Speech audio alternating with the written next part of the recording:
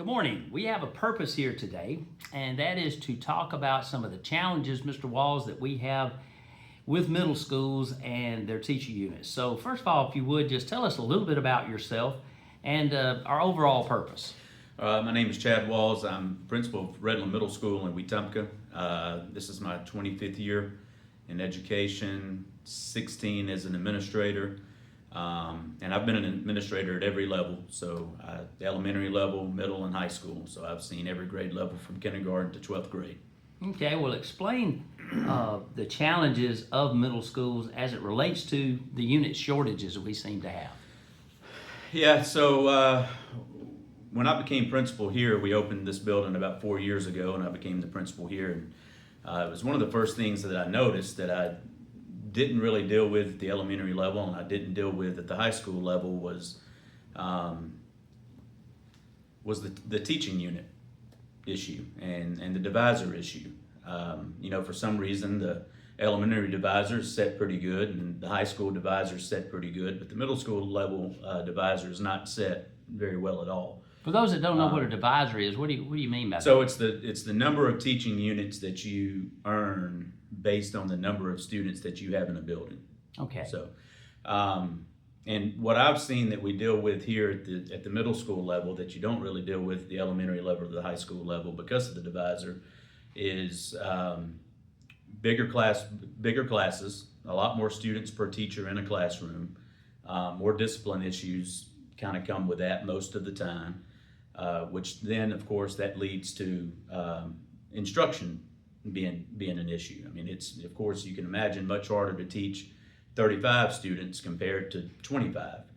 It also limits too what you're able to offer. Well, also that's what I was about to say, and also it limits us in what we can offer to students as far as different types of classes or electives. What I've learned here too is the middle school spot, and I think a lot of people look at the high school spot as where kids go to kind of gauge their interest and find out what they want to do in life.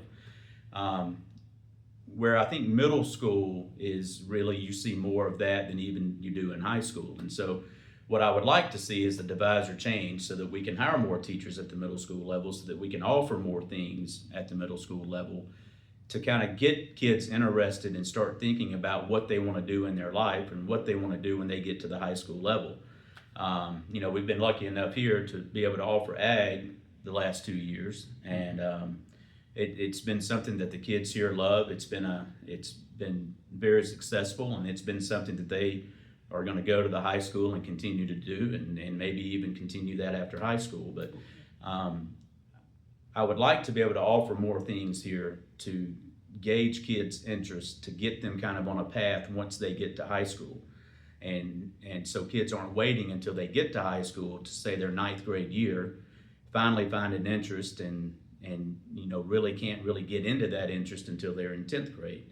So it's a number of things. It's electives and trying to offer different types of things that kids are interested in, and it's also a class size issue which affects instruction and discipline.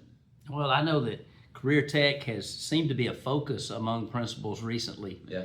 And getting them directed into a career at an earlier age, and they're doing that in a lot of other states. So, right. I mean, the career tech programs that you may be able to offer can really help a lot of students, I would say. Yeah, I mean, I think the earlier that you can get a child focused in on their interests, because a kid in 6th, 7th, 8th grade, especially 7th and 8th grade, I mean, they're looking for that. I mean, they're looking for that at the middle school level. And we need to be able to offer that to them. Like, they need to be at the middle school level figuring out what their main interest is, what they have a huge interested in wanting to pursue when they get to high school. And I think we've been able to do that some here by implementing the ag program, and we've done a couple of other things too that I've been able to kind of move some units around on the 7th, 8th grade side. But you are only able to get me for half a day. Yeah. Or for part 2 class periods. I can only get you here for 2 classes. Yeah. So, which, if I could have a full unit, if the divisor was different, could have a full unit. I mean, I could offer 6 classes, and I don't know, 150 kids could be in that program instead of 40. Right. And so, I see that across the country. That's a trend, and hopefully it will continue and we can do something about that in Alabama, because the direction toward getting young people into career tech programs and other types of programs too can be beneficial as far as retention and getting kids to stay in school Right. longer and things like Absolutely. that too. That's absolutely, without question, what the research tells us. Yeah, I mean, if a kid leaves here in middle school with an interest in what they want to pursue in high school, they're much more likely to stay in high school and not drop out. Absolutely. So, well, I appreciate this.